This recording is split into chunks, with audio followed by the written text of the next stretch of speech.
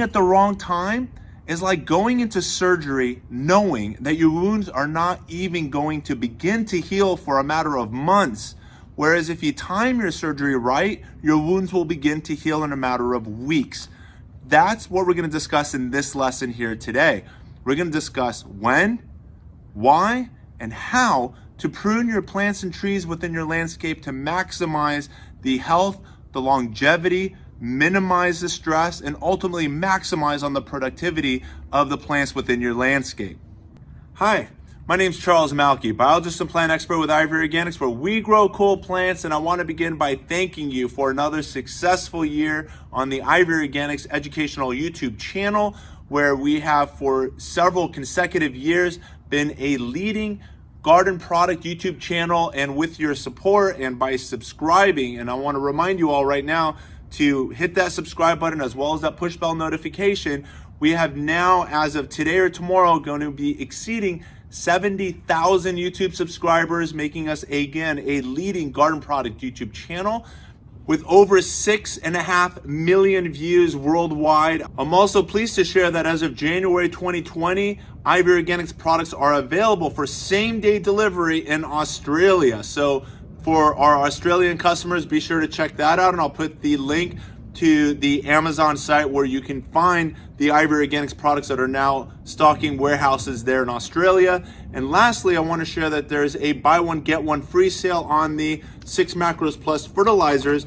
And what's so unique about these fertilizers is they don't just contain the traditional NPK as we've been taught in fertilizers, but when you research what do plants need when it comes to macronutrients, nutrients that plants need in abundance, you'll learn quite quickly in your search that plants need 6 macronutrients, and the 6 macronutrients plus by Ivory Organics contains all of those macronutrients, which include nitrogen, phosphorus, potassium, magnesium, sulfur, and calcium. This one here is the premium blend fertilizer with an NPK of 244, and then magnesium 1, sulfur 2, calcium 17.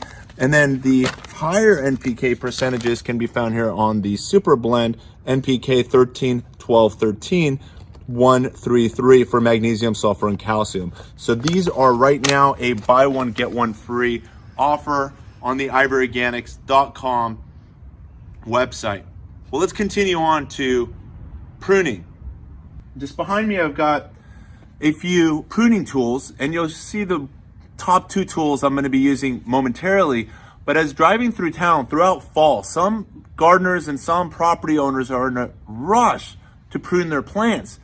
In the fall, their urgency is before the leaves fall to prune the structures so that they can take down the unwanted branches as well as the leaves at the same time. That's quite efficient, but it's not in the best interest of the tree.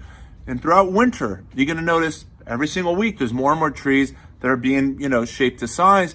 But again, it's not the right time. So when is the right time?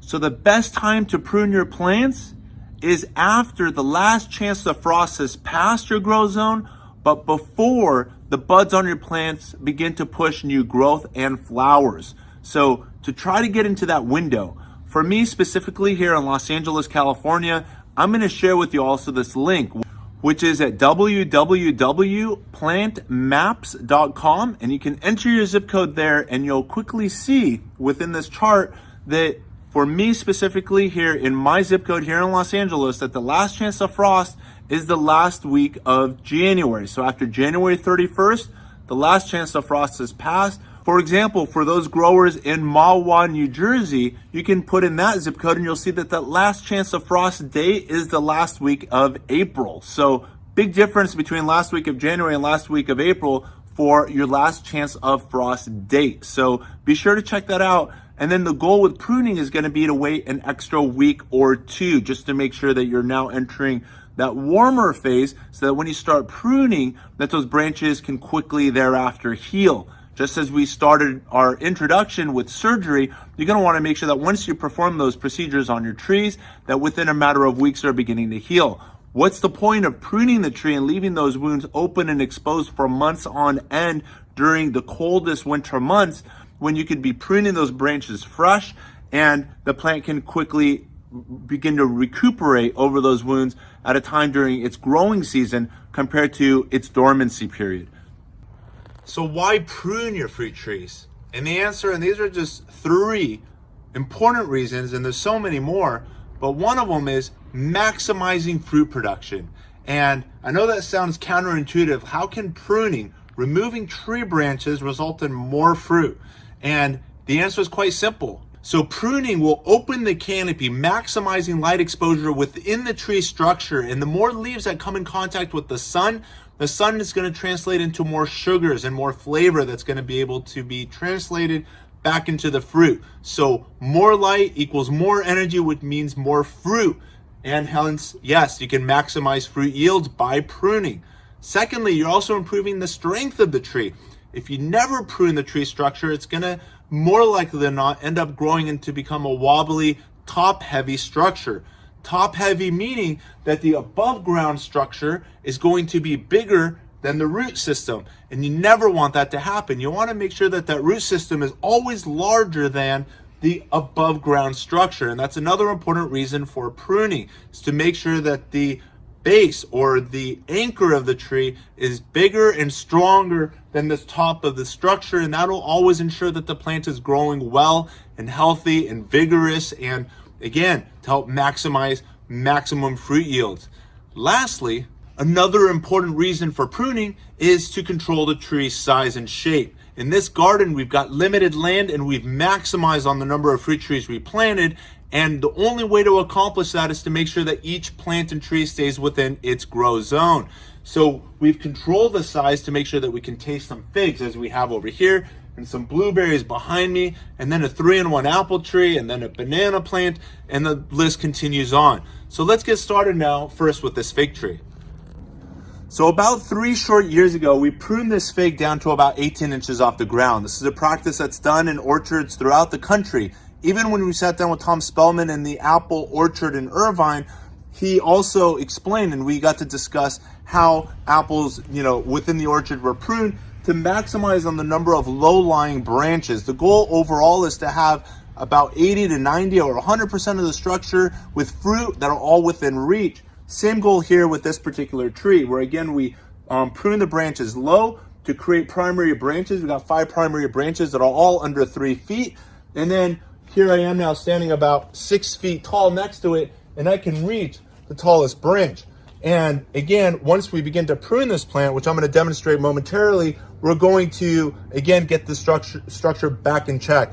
When it comes to figs, it's safe to prune your trees by anywhere from 50 to 70%, as most of the figs, and I'm talking about specifically the main crop of figs, will grow on the same year's growth. So all of the growth we can expect in the spring and summer will support the majority of the main crop.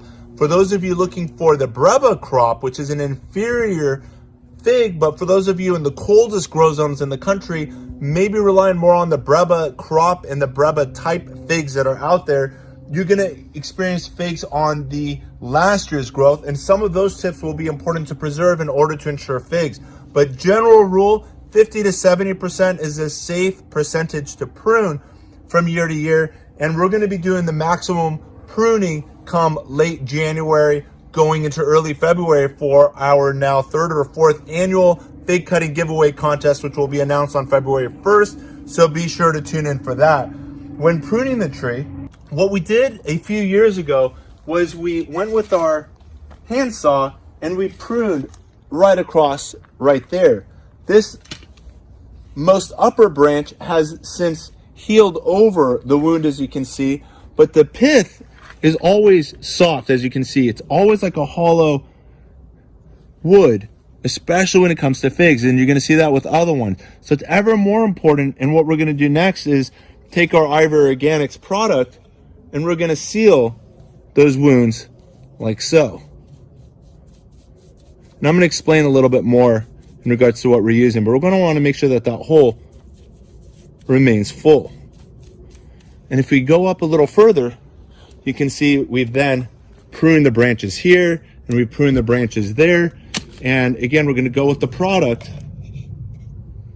and seal those wounds like so. And even check out, and I already told you, this is a 7-in-1 fig. You can see the grafting wound right there. And we're going to go again with the product and seal it to basically keep pests and disease out of the wound from year to year. And I'm going all the way up to the very top of the graft and around it.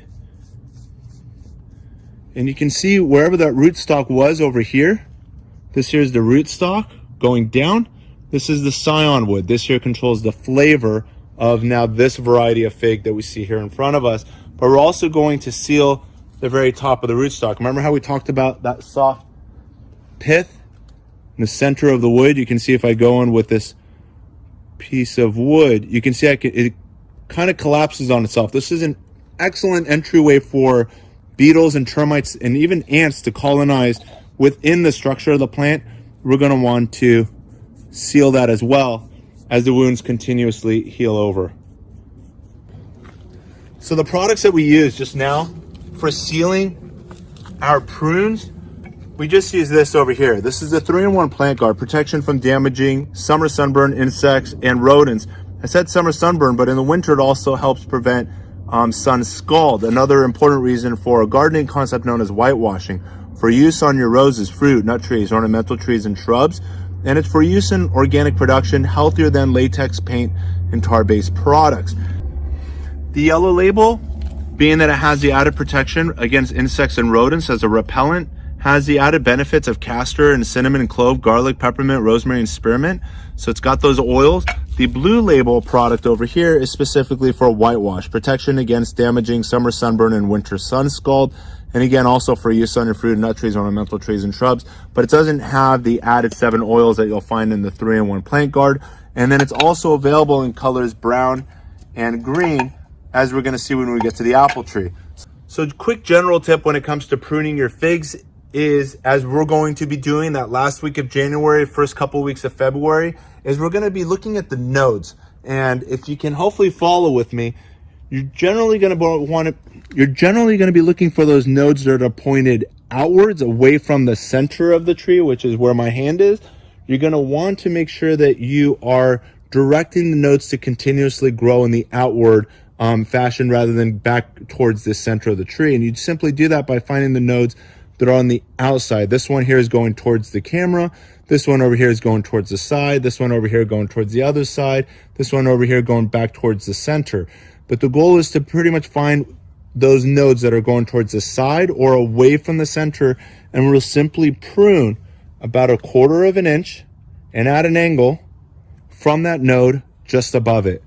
And we'll simply go like that and prune. But I'm not going to cut it yet, as I'm saving this wood for that annual fig cutting giveaway. And again, this tree is going to be one of the volunteers among about 2 to 3 other gardens, and I'm going to be hopefully including those in the lessons that'll be coming out early February, starting on February 1st. So be sure to tune in and check those out. And again, this is an important time if you have not done so already. Be sure to subscribe, hit that push bell notification so you get notifications as soon as they become available. And be sure to follow us on Facebook, Instagram, and Twitter, as notice will be there as well. Well, let's continue on to the next plant.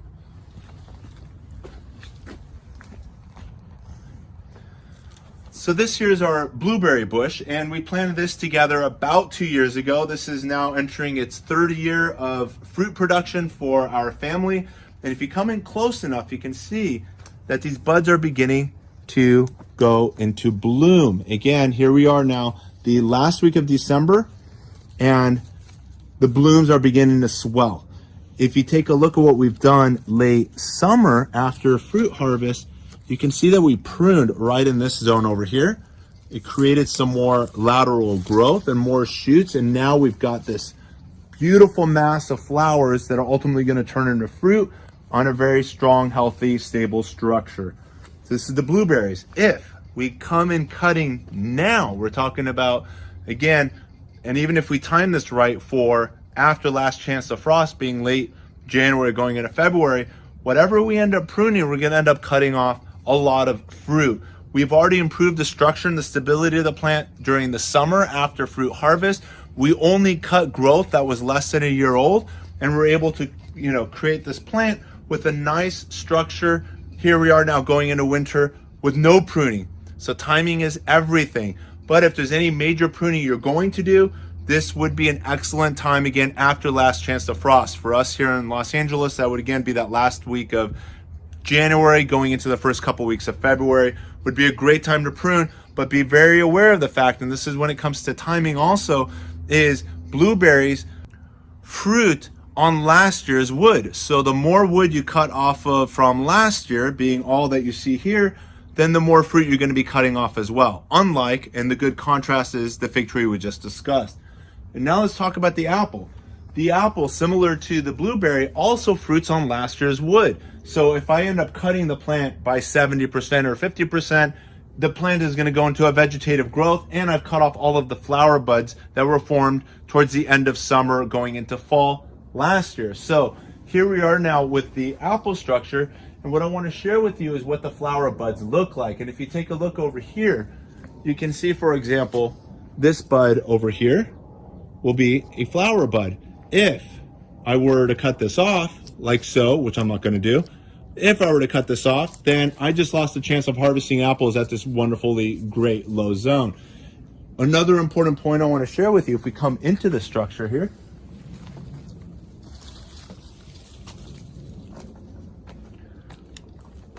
you can see that this is my 3-in-1 apple tree. This tree trunk is painted in color green. This tree trunk is colored in color white. And this one over here to my left is in color brown. So you can see the way we've used the Ivory Organics 3-in-1 Plant Guard products on the apple tree. Another important thing I want to say in regards to whitewashing your structure, and as we read on that label, that it's a healthier product than using latex paint or tar-based products, is that paint is designed to last forever. If you put it on your house, 100 years later, there's still paint on your house. But when you put it on your tree trunk, when that tree trunk expands and grows, all that paint is going to land in your soil and remain in your soil for a very long time. And it's also not allowed in organic orchards across America. Using paint contaminates the soil. Using the Ivory Organic 3-in-1 Plant Guard, and now it's also registered material for use in organic agriculture, is the healthier alternative, as it's also porous. So when you paint over or prune branches, if you're using a latex or tar-based product, you're trapping moisture. The Ivory Organics products are also porous, allowing moisture to pass, which results in a healthier protective coat than you otherwise would receive using latex or tar-based products. What I want to share with you also while I'm here in the structure of the tree is notice how all of the branches are in their respective zones. So we talked about pruning to maximize light entering the tree structure. You can see over here what we've done is we've bent these branches into their respective grow zones to also maximize on the light penetration within the canopy. Had I left this tree to grow on its own into its own structure, it would have resulted in, as you can see here with these two suckers, it would have resulted in 3 primary tree trunks competing for light space. By pulling the branches apart as we've done over here, and we've staked them in a position, we've maximized on the amount of light that can enter the canopy and thereby grow. What we're doing now with pruning today, so now the goal with pruning your apples is to make sure, again, you're creating a light and bright structure. There's a lot of branches here that are all competing for light space. The goal is to thin them out, but also protect. As you can see here, this is another important bud. This here's another flower bud, as you can see right at the tip of my scissors. Flower bud number 1, flower bud number 2, and each one of those are going to push about a half a dozen to a dozen flowers and more apples. But I'm going to prune it right above, and you can follow me here with my pruners, about 1/4 of an inch above the bud, and at an angle so that water doesn't collect and rot on the tips. And we're done. So we've just pruned that, and you can see again, this is a structure that was also whitewashed using the Ivory Organics 3-in-1 Plant Guard. I'm going to come back later and seal these prune tips as well, and we're going to continue pruning down like so. Any branches, again, there's too many branches in one grow zone, we can actually thin that out like so. And I'm going to come here with my pruners, and I'm going to do a nice flush growth like so, and this is going to come out as well. So you can see we've got that pruned branch and this pruned branch, and we'll continue this philosophy of, again, reducing the height and opening the structure throughout the entire structure. But again, be mindful when it comes to apple, those buds were created towards the end of fall, and if you remove too many of them with that, you're going to be losing your apple crop. Well, let's continue.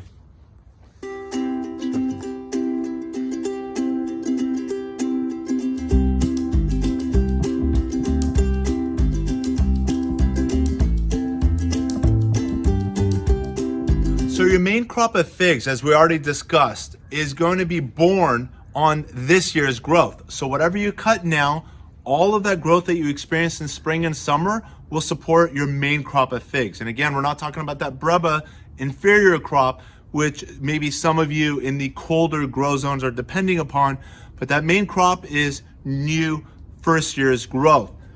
When it comes to citrus, the same thing applies. This is contrary to, as we also discussed, the apples, the blueberries, your peaches, your plums, your apricots, cherries, nut trees, in general, all create their bloom buds towards the end of summer going into fall. Too much severe pruning will damage those ultimate yields. Again, when it comes to figs as well as now citrus, citrus actually bear their blossoms on the new growth and on that new budding that's going to occur. So when it comes to citrus, same thing. Don't have to worry about preserving budwood, but when it comes to citrus in general, pruning is not generally recommended. Pruning is generally done on citrus to control shape, manage size, and another thing too, as you can see here, is it's important to create a nice umbrella shaped structure. As you can see, I've allowed the branches to grow quite low with the primary goal of protecting the underlying tree trunk. So this here behind me is a sweet variety of lemon known as the Meyer lemon on standard rootstock. And Meyer lemons generally are more compact and bushy and less vigorous growing, and I've been easily able to manage it to about 6 feet in height.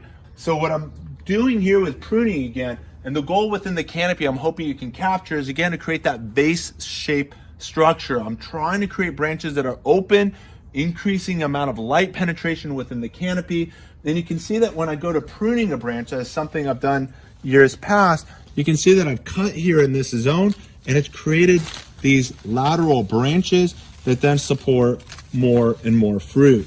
And that's the goal with all of the pruning that's done within the tree, and again to create an open vase shaped structure throughout the entire canopy. And that's been the goal generally, to create a light and bright, open, light penetrating canopy. If there's too much light coming into the primary branches of the tree, as you can see again with that tree trunk and those primary branches, you can see that all of those have been coated from year to year. And we're talking about just once a year for the primary protection and protection against damaging summer sunburn. And again, in the winter, it's offering protection and insulation from winter sun scald for those really cold nights. And as you can see, it's expanding. You can still see the sun protection of the Ivory Organics, and there's a lot of new wood and new layers of bark in between. So this is ready for a new application. That you can see that the Ivory Organics is there to protect that skin and what I call the heart of the tree from weather extremes. Double Delight roses in December. How cool is this? So this here is the rose garden section of our property. We've got the Don Juan climbing red rose, Double Delight roses, and towards the back here, the Mr. Lincoln red. When it comes to pruning roses, you can prune anywhere from 10 to 20%. If the goal is to create a large, compact, bushy structure with multiple roses, to the other extreme, you can prune your roses by 70 and 80%, reducing the structures down to only canes measuring 12 to 18 inches, as I've always done for the purpose of growing long stem roses. This is the end of the year where the growth is only a few inches at a time. Every time a rose dies, we remove the head of the rose, as you can see here, and then some sucker growth will come off the side. When the plant is this leggy and overgrown, the growth is only going to be in the inches before it pushes out the next bloom. But by pruning vigorously down to 12 and 18 inches off the ground and just keeping a few selected canes, you're going to end up with vigorous growth that's going to support the maximum largest blooms, which is something we've done from year to year.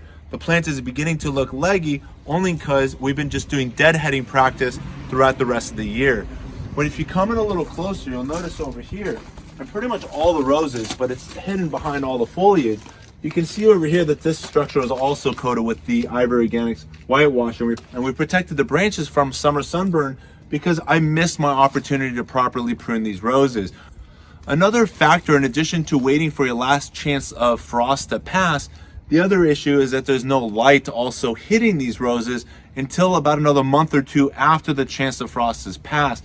So I purposefully wait to prune these roses until later in the year, closer to March and April. And that's when these plants begin to wake up, just because it's so particularly cold and shady in this particular rose bed.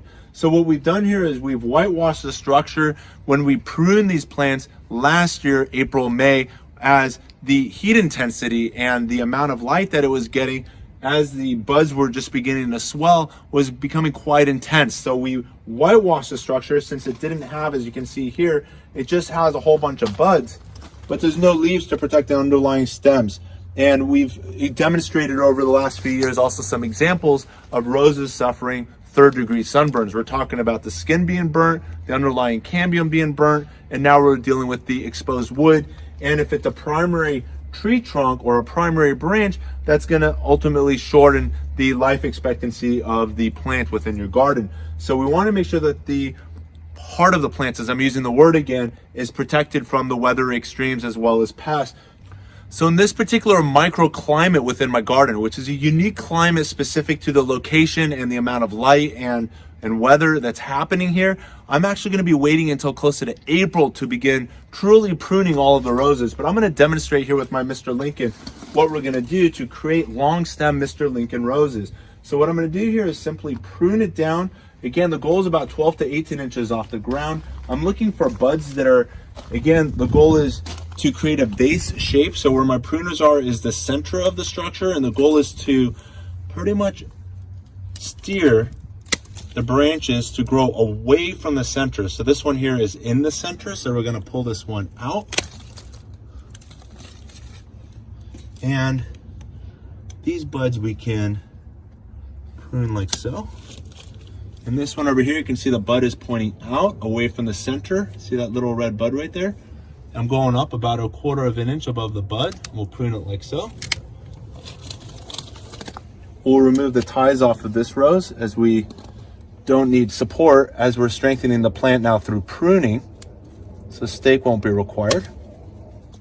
And another lesson that we discussed earlier, as you can see here, there's a dead branch. Dead branches, regardless of season, always remove it. And now again, we're following the cane up. We're looking for the next healthy bud that's pointing out away from the center. And there's one here on the tip of my finger. And there's another one right over here heading more towards this side. And I'm going to be pruning it right there.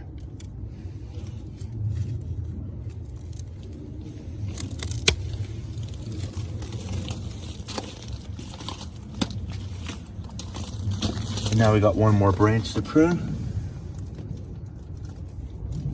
And again, you can see the nodes. Node number 1.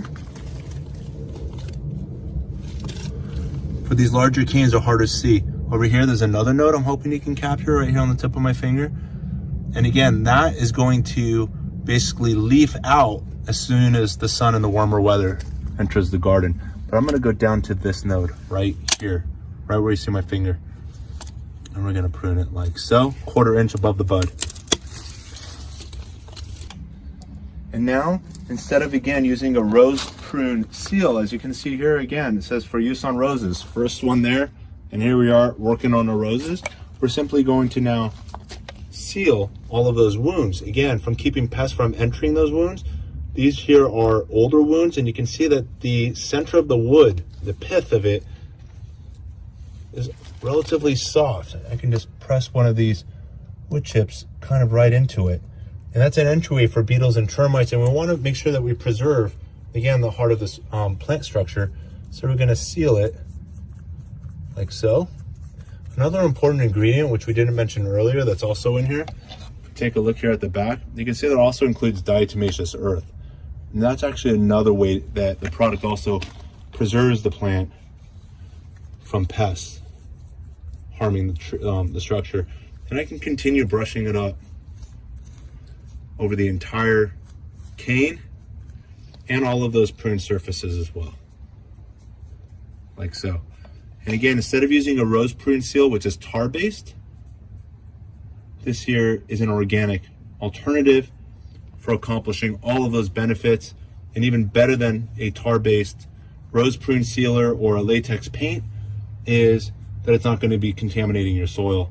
And this product dries on porously, which is healthier on all of these prune surfaces, because if you put tar or latex, that's going to trap moisture and contribute towards rot. This here will dry on porously. Another question I get asked frequently is, can I brush the product over the buds? And the answer is yes, you can. And we'll push through the Ivory Organics brushed on solution quite easily. So I hope I saved a lot of your plants from being early pruned. As you now all know, the best time for pruning your plants is after that last chance of frost has passed your grow zone. And I'm giving you that link in the comments down below to make sure that you get the timing right. If you found this lesson informative and educational, be sure to give us that thumbs up. And most importantly, don't forget to subscribe and hit the push bell notification to get informed of these educational lessons as soon as they become made available. As always, keep growing with Ivory Organics, and wishing you all happy gardening.